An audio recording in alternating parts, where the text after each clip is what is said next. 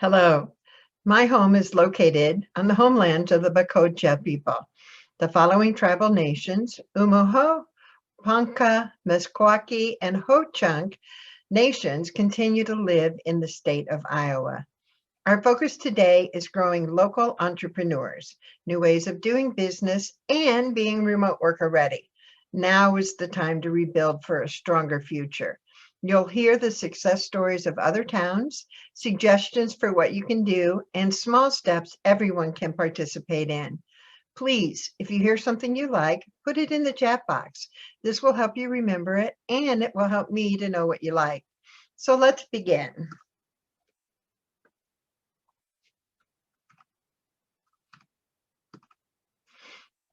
Instead of spending lots of money on finding businesses to move to your town, why not find the entrepreneurs already in your town? Don't just throw them to the wolves and expect them to move into an empty building. How do they know their idea will even work? Well, give them ways to try things out first.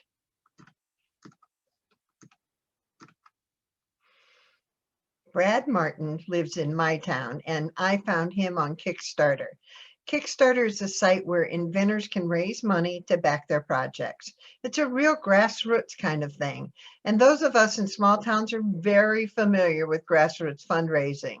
Well, he invented the WTF, which is short for wrench that fits. It's a wrench that fits 1/4 to 1/2 inch, a gear tie, has a pry bar, opens bottles, and is a keychain. I'm not here to sell you on this tool. I'm here to talk about Brad. He talked to me about living in a small town. He told me there's lots of guys out there just like him, working on a passion and wanting to make a difference. Oh, and by the way, he's raised over $200,000 on Kickstarter. You can search your local area and find people just like him who are entrepreneurs. Another site to search is Etsy.com, ETSY.com. You'll find many of your creatives there. Let's play a short game of Who Do You Know? Take out your pen and paper and write your answers down. Who likes to cook and is making food at home for sale? Who is making crafts, sewing, painting, digital graphics, signage? Who do you know who sells products on Etsy? Who is refurbishing furniture? Who is making soap or lotions? These are some of your entrepreneurs. They can be found working in a garage, basement, spare bedroom, and even doing things with friends. You just have to ask around. And it's an easy question. Who do you know that's making things? Now let's take a look at how to get them started. How do you help your entrepreneurs get a leg up and actually get started? Well, if they could buy just a few products and test them by renting a booth at a festival, they'd learn more about what works. They could run a temporary business inside another business for a month or two, just for some more testing. They could outfit a travel trailer as a store and set up a circuit of small towns, building a customer base. If something doesn't work, they can fix it and try again. Now, jumping up to starting a traditional store doesn't seem as hard. They've learned what people want to buy. They've established relationships with suppliers. They've gained a loyal following. All those smaller steps lift them up closer to jumping over that hurdle of starting a traditional business. And if they miss a jump at a smaller step, it's easier to recover and try something new. Now, that's the purpose of the micro startups and innovative rural business models you'll hear about.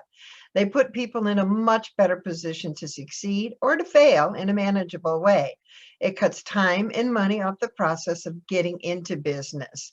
And it's an easy way to add entrepreneurship promotion to your existing projects and activities already in your town. So it's not always about starting new things from scratch. It's about finding and building on the small steps that already exist in your area. This is a boat storage building, large capacity and only used in the winter. These women from Roscommon County, Michigan, work with the building owner to have crafters set up in the summer and pay a nominal charge to use the building.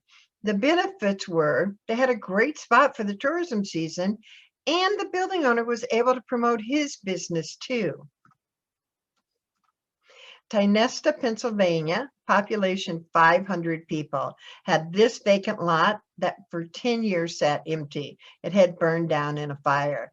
The Industrial Corporation bought the lot and created a micro retail incubator. They called it Tynesta Market Village. And they used big garden sheds with 1800 style false fronts. Now, rent is $50 to $70 per month, and they have had a waiting list since the project started. The goal was to create healthy traffic in the downtown that would help boost sales at their existing businesses, spur new businesses, and encourage more facade improvements. And it's working. The coffee shop and art gallery in town extended their hours and saw a boost in sales. A vacant building was purchased and it's being renovated for mixed use. And this is what it looks like today. Garden sheds with false fronts and a lot of new visitors to town. Dylan Fulton and Camden Bretling, high school students from Miller, South Dakota, heard that idea and ran with it. Together with some supportive adults, they planned and held an event called Cozy Cabin Christmas. They convinced a storage shed retailer to play host to 4 temporary businesses during their community's month-long Christmas on the Prairie celebration. And those businesses were a photo booth, a local themed vintage t-shirts and license plate shop, holiday baked goods, and Asian food. Now, the Asian food place already had a business in town, but they wanted to get more people in South Dakota to try their food. 2 of those temporary businesses went on to establish new businesses in town. Even the shed owner got in on the event. He also makes fire pits, and he placed some out in the area for people to keep warm. Aunt Nancy's Decor and More has her business in a mobile truck. She travels around from festival to fair to other temporary events just as she feels like it. She told me she'd never work inside again. She sets her own hours, sells what she wants to, and has a lot of fun with new people all the time. Now, Sweet Treats has a physical location in Jewell, Iowa, but they attend events with their mobile truck too.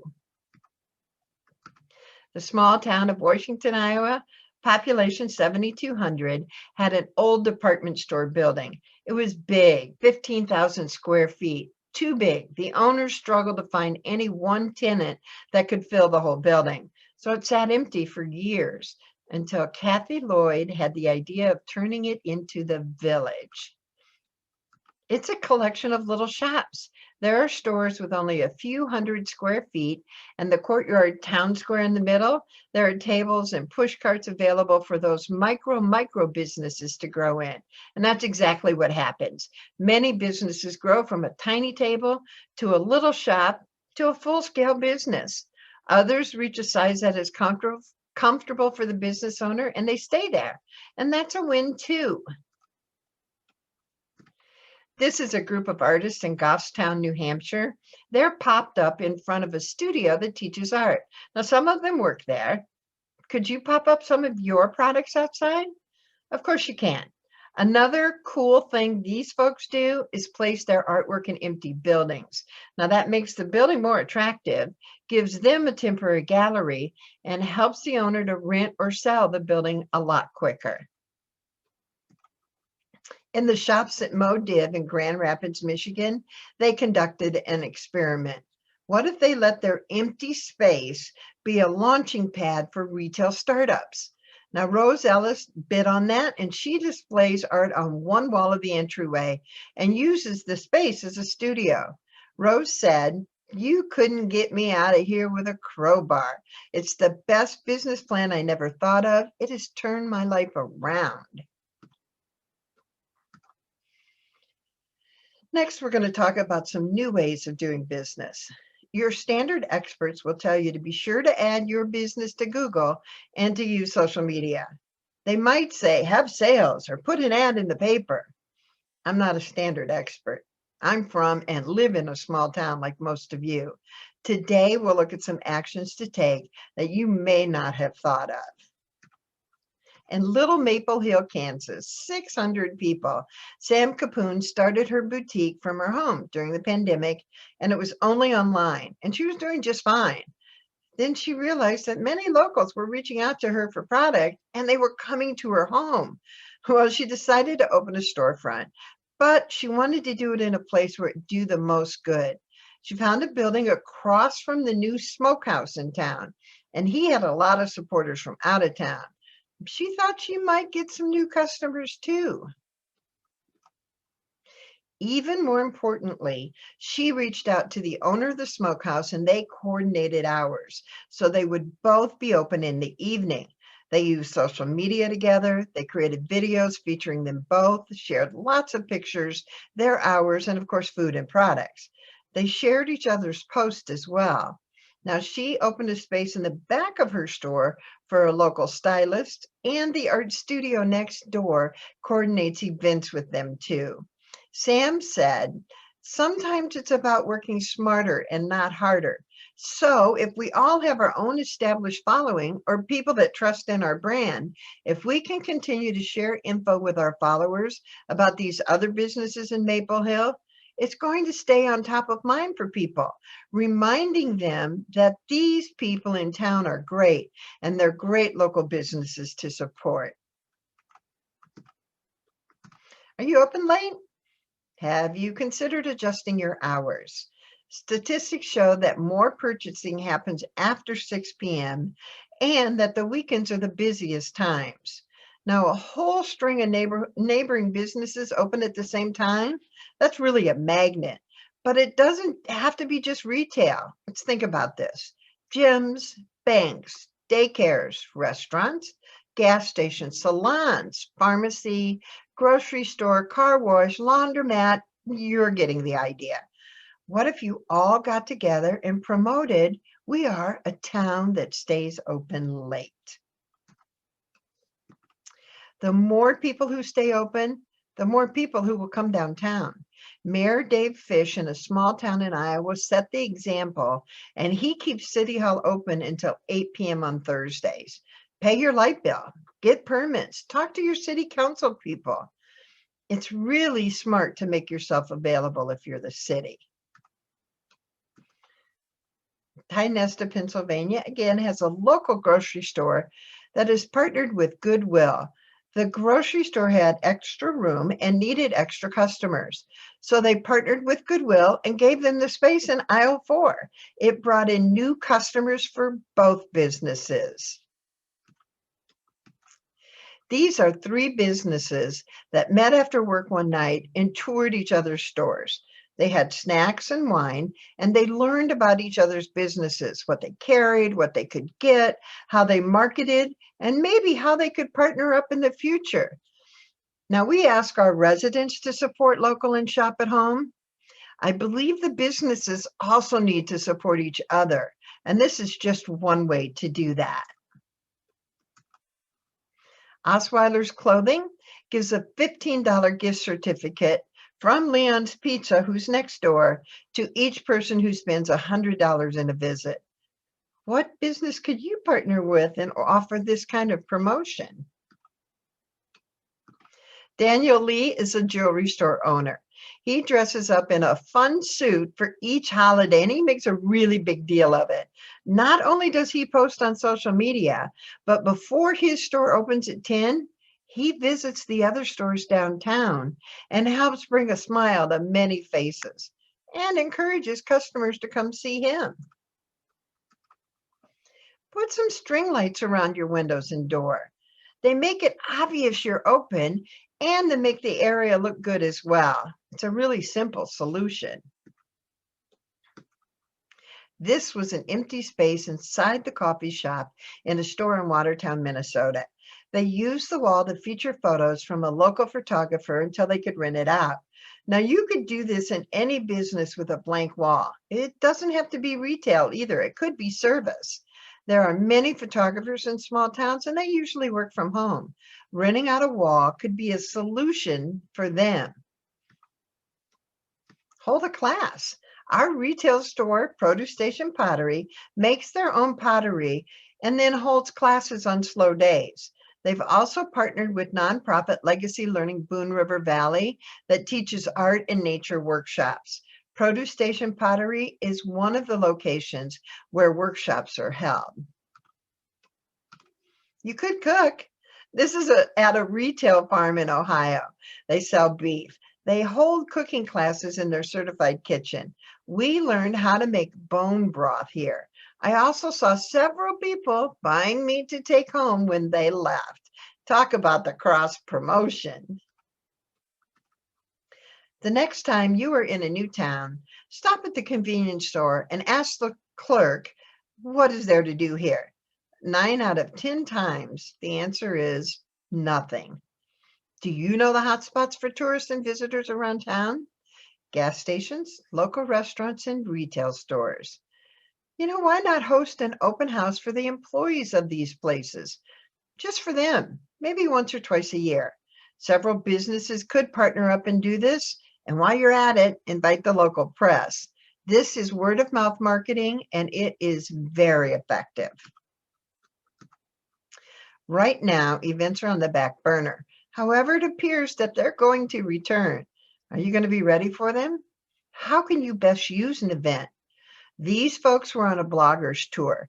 Franklin County, Iowa invited bloggers to come stay for the weekend. All they had to do was come to town, and the county paid for everything else. Could you promote several of your businesses by using a bloggers tour? Now let's look at other ways to bring your business to the event and ensure people remember you. This is the Alva Art Walk in Alva, Oklahoma. Now imagine if you were to partner with artists and offer to display some of the art in your store. Special events like art walks or evening strolls give people a specific reason and specific time to be out shopping, but they don't happen by magic. It takes community members and businesses working together to create them. Making the effort to be open during the events is better than staying closed. But if you really want to benefit, be a partner in these events. Have artists display their works or musicians perform. Put out some refreshments. Be a part of the celebration. You could sponsor something. PNP Electric was a sponsor for the giant flag, which you can't see here, and he chose to put it by the human foosball game at an event. Now you can see their truck, and it showed up in lots of photos taken that day. Those photos were all over social media and also made the paper. So many folks played that game at each event he decided to be at. He was thrilled with the exposure. You could add music. This is a local nonprofit raising money for a capital campaign. And they did this during RAGBRAI, which is the bike ride across the state of Iowa. And it happens over a week, and it brings 10,000 people on bicycles into town. This group had music, and they were giving out free cold water to the riders. Many bikers stopped to listen to the music and just get a water. And while they were there, they gave some donations too. This is an event that probably doesn't bring in shoppers. It's Chalk on Main. Many businesses have complained to us that people don't come into the stores during an event, and that could be true of some events. Well, how do you get the people that come to events come back to your store to shop? This was a chalk contest on a local street downtown. Why not try giving the artist in front of your store a t-shirt of yours to wear? Go out and take photos of the artist working with your business in the background, and then put these pictures everywhere. Please come outside. Leon's has great pizza, but no one was eating in his restaurant during a downtown event. The solution for him was he brought the store outside. Now, he doesn't sell pizza by the slice in his restaurant. However, that day he did outside. He pivoted and tried something new, and it worked. You could bring in the nonprofits. Offering customers extended shopping hours, discounts, and specials, plus the chance to contribute to local nonprofit organizations really proved to be a winning combination in Franklin, Tennessee. For their first Open Your Heart event, more than 20 downtown merchants remained open past their normal business hours and donated 15% of sales between 4 and 9 p.m. to the nonprofit of their choice. Van Buren County is the only county in Iowa that has no stoplights. Each year, they host a fall festival weekend across the county. And not just shopping, there's horseback riding, leather goods making, lunch with the firemen, pottery demonstrations, letterpress business where you can try it out. And of course, you'll get a little shopping done. This is a regional effort, and the cross pollination makes it even more popular. This is also something that you could do and be more socially distant. Bring in a winery. In my state, wineries can do sampling in retail stores. How could you incorporate a wine tasting into one of your days? Be sure to reach out to the appropriate resources for the rules to follow. This was actually held in an alternative doctor's office in my town of Webster City, Iowa. We're going to take a look at being remote worker ready. There are people, organizations, businesses, and governments working on bringing broadband to our rural areas. And you can find a lot of information on how to help with that process. In fact, we even have a video about remote workers you can order. Today, I'm going to talk about being the kind of community that will support and nurture remote workers. You know, every day we drive to work, we don't even see the things around us. That empty building, you don't see it.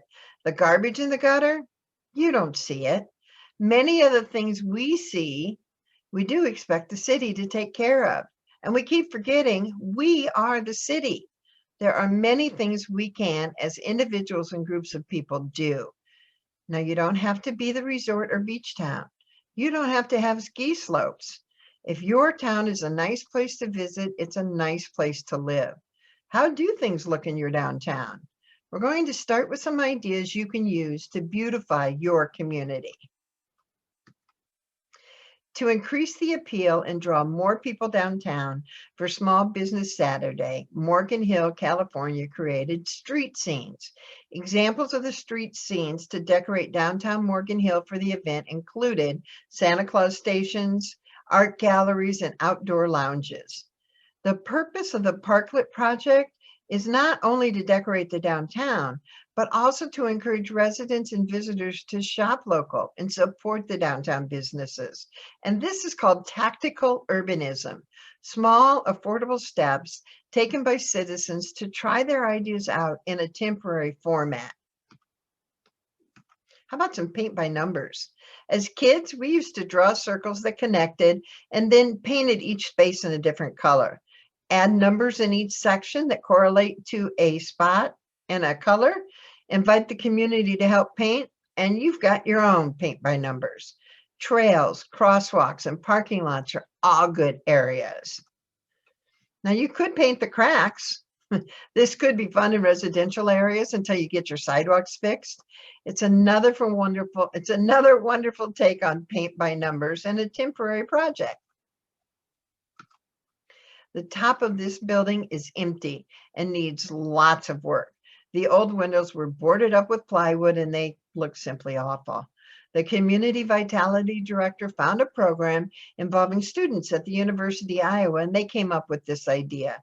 They took large pieces of wood that had a design painted on them by a student artist, just like paint by numbers. Then they took the boards out to the fairgrounds and left them for a week or two, and they were painted by citizen volunteers as they could come. And they feature important people and things around the small town. Now, this was a great way to involve many people who could take small but meaningful steps. And it looks marvelous.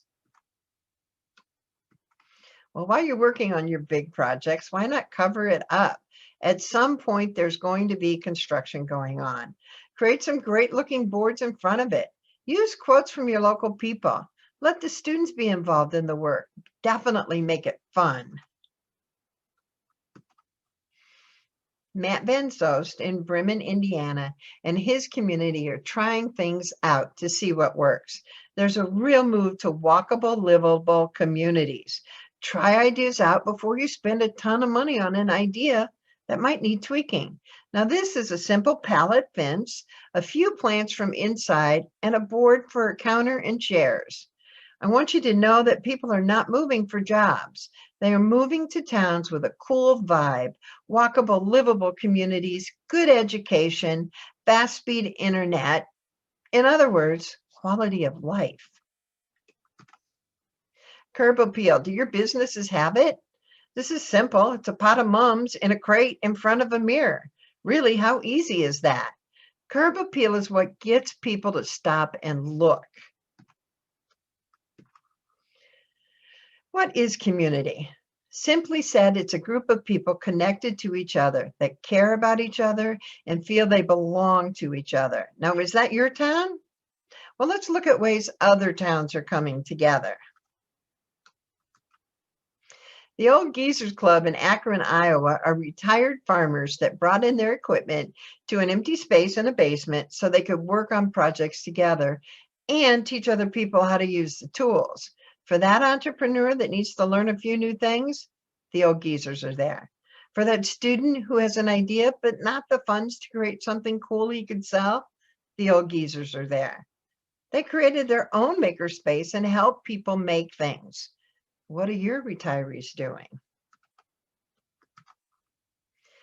Concrete Washington uses an empty lot for a community garden. This brings people together around a common theme. It's also a way to feed hungry people, supply food for local restaurants, and provide learning for folks who don't know how to garden. Now, how could you grow this idea with some small steps? We'll start with a farmer's market. See if people like what you're growing. Could you connect with a restaurant in town to provide certain foods, and what are they? Could you team up with your local grocery store to buy your product? In my town, we have a group called Pints and Politics. We meet monthly at a different business and discuss politics. We definitely enjoy each other's company, and we work on building community. Is there a way to bring like-minded folks together in your town? While walking around Cold Springs, Minnesota, we looked at this empty building. A power washer for cleaning the outside, a leaf blower to move the leaves, and a little window cleaner would make a big difference. Now you can do this for businesses that are still in business too. Be ninjas, help out a little bit. And then once you've cleaned somebody's building that's still in business, send them a note, not a nasty note. Say thank you for being in business and supporting our town. Instead of the Chamber of Commerce planning the entire music event in the local park and hoping people would come, we encouraged a local musician in a metal band to follow his idea of having a concert in the park. They decided to do open mic and back up the singers with their band. The band did all the promotion work and the chamber shared it. People brought their lawn chairs to listen. Singers, poets, dancers showed up for open mic. And it was all local people and they had a blast. In fact, they held music in the park once a month that summer and the following summer too. There was a national photographer in town and we asked him if he'd lead a photo walk. Now we asked him on a Wednesday and he was leaving town Friday night. So we held it on Friday after work. 20 people showed up and took pictures of our downtown, shared them with each other, and really created a buzz. Social media was the hero for that event.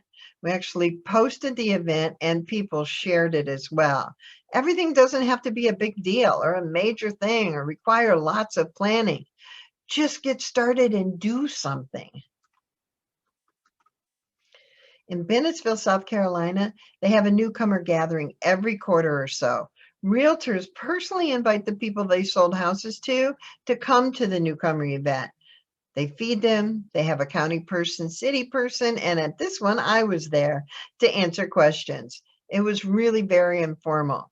Yet, two people started new businesses because they heard about the empty buildings. This could be a great time to introduce your newcomers to your retailers, either personally or with a handout from the business. In this last section, we're going to take a look at what your business can do during the pandemic and beat that online competition. You have special strengths as a local retailer. Because you're from a small town, your culture and your way of doing business give you some natural advantages that online retailers would struggle to compete against. Here's some advice for the current entrepreneur and those that are considering being an entrepreneur. People in your town are shopping somewhere. Your new job is to find out where, then be there. Be willing to try new things. Take the small steps to make things work. The old ways of doing things is gone. The future is here, and it's time for new ways. When you boil down all the reasons people give for making a purchase online, it really comes down to three factors: convenience, price, and selection. Now, I'm not going to encourage you to compete on price with the retail giants. I'm going to give you ideas to make convenience and selection the main reasons why people will come back to you for local shopping. The first way to be more competitive in terms of selection is to offer items that customers can't get online. Carry more exclusive items, especially locally made items. Now, these items are a far better business strategy than the same generic products available online and everywhere else. Amazon listings usually have a lot of detail. Train your people to know and share a lot of detail. And you don't have to keep all that in your head. You can use a tablet or an iPad to show customers more details from your product websites or review sites. This way, you can use online listings to make your in-store experience better. Clover Teacups on Etsy shared 2 paragraphs about this mug before they told you what it was made with and how it was fired.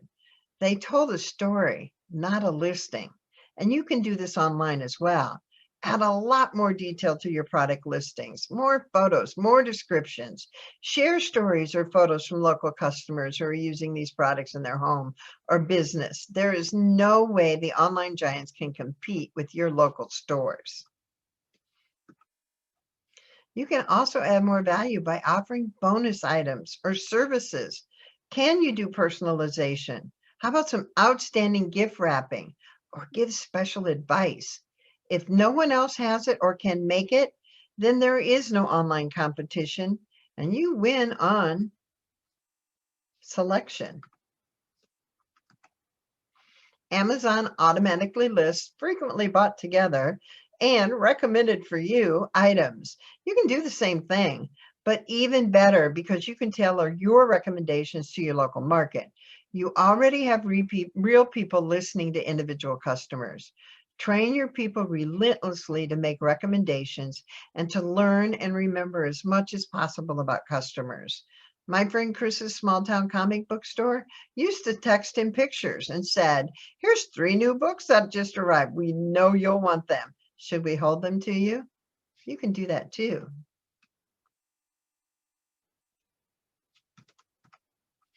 At Dream Chasers Boutique, Whitney Coleman sells clothing and related accessories. During the pandemic, she started doing live Facebook video fashion shows. She would show herself in an outfit, then step off camera, put on another outfit, and step back on so everyone could see it. It was a one-woman fashion show. And it's not limited to only clothing. You could do this in just about any store. Try showcasing products people may not know you sell. Subscription boxes are a perfect fit for small town retail stores because they build on your strengths of knowing your customers and being more innovative. They're also convenient for customers. With a subscription box, your customers sign up for regular deliveries or pickups at a set price. The best ones are likely a surprise package with a chance to sample and enjoy all kinds of interesting items along a theme. Just a few of the subscription boxes I know of are healthy snack foods, books, kids' science projects, beauty products, clothing, jewelry, cookies, pet treats, nail polish, arts and crafts, wine, vitamins, and tea. Once you start watching for these subscription boxes, you're going to see them everywhere. Theodore Gates converted an old currency exchange into a new cafe. He also said, "We don't have to move anywhere. We have to transform where we are." Well, which small towns will survive? Research says it's the ones that are open to new ideas. Iowa State University studied 99 towns following them over a period of 20 years. They found that rural communities that have managed to thrive exhibit one shared value: an openness to new ideas.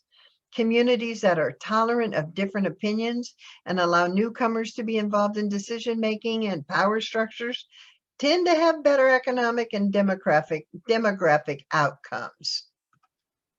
Thank you for your time today. Do sign up for our free newsletter. You're going to hear more stories, ideas, and suggestions. Does anyone have questions?